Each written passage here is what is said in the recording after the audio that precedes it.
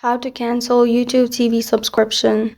Hi everyone, it's Sophia to assist you today. Without any delay, let's jump right in. First, open Google Chrome and then search YouTube TV.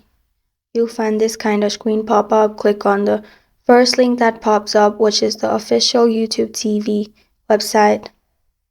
Then click on Sign In located on top right. Choose your Google account and sign in to YouTube TV. After that, you'll find this kind of screen pop up. Click on your profile located on top right.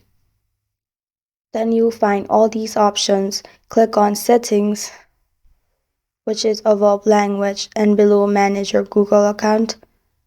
Then make sure you have choose Membership. In Membership, go to Manage.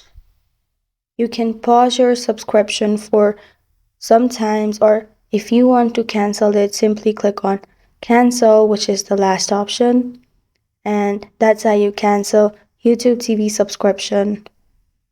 Thank you for joining me today. If this video helped you out, please leave a like and subscribe for more. Got a question or want to suggest a topic? Comment below. I'm Sophia signing off. Until next time.